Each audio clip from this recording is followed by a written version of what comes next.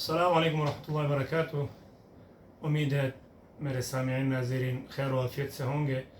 मेरे channel Umar Bahrain webs मैंने YouTube channel बनाया है उन दोस्त अहबाब के लिए, ख़ास कर उन क़ुर्राए किराम के लिए, हुफ़ाज़ किराम के लिए जो व्हाट्सअप या यूट्यूब चैनल के कमेंट्स बॉक्स में ये सवाल करते थे कि बहरीन में हम कैसे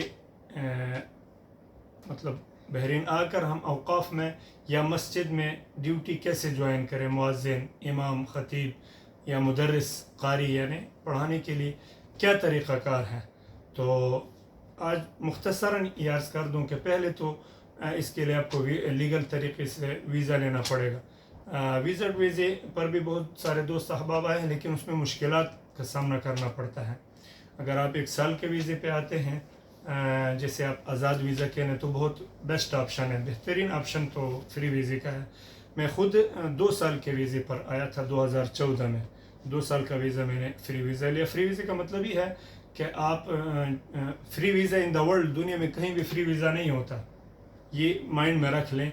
मकसद ये होता है कि आप जिस कफ़ील से यानी जिस आदमी से, जिस शख्स से, जिस पर्सन से आप वीज़ा ले रहे हैं, उसको सिर्फ ये कहना पड़ता है कि यार मैं मिसाल के तौर पे आप दुकान का काम या दिहाड़ी का काम, लेबर का काम नहीं कर सकता, आपके साथ आप मुझे एक लेटर दे दें ताकि मैं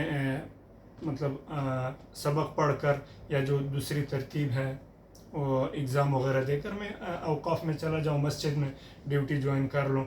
तो वो लेटर देगा, उस लेटर की वजह से हमें आम तौर पर माशरे में मशहूर होता है फ्री वीज़ा। तो इस पर इंशाल्लाह मज़ीद वक्तन फ़ौक़तन आप हज़रात के जज्बात को देख कर और वीडियो कमेंट में जो अपनी राय देंगे उस पर इंशाल्लाह तफ़सीली बात करेंगे।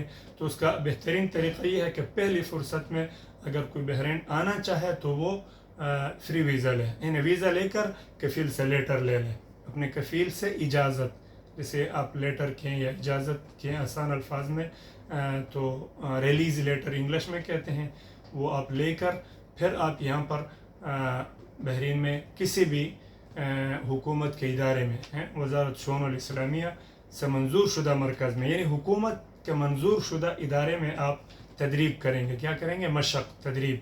यानी आप अगर मुअज़्ज़िन बनना चाहते हैं तो उसके लिए आखिरी 3 सुपारे हैं, अगर इमाम बनना चाहते हैं आखिरी 5 सुपारे हैं, और अज़ान, इक़ामत और फ़िक़्ह के जो मसाइल हैं, मुअज़्ज़िन के लिए क्या अहकाम ज़रूरी हैं, इमाम के लिए क्या अहकाम ज़रूरी हैं। इसी तरह अगर आप किसी मरकज़ में हिफ्ज़ के उस्ताद का इम्तिहान देना चाहते हैं तो ये तमाम तरीक़ाकार फिर यहाँ आपको पढ़ना पड़ेगा, उसके लिए आपको स्ट्रगल करना पड़ेगा।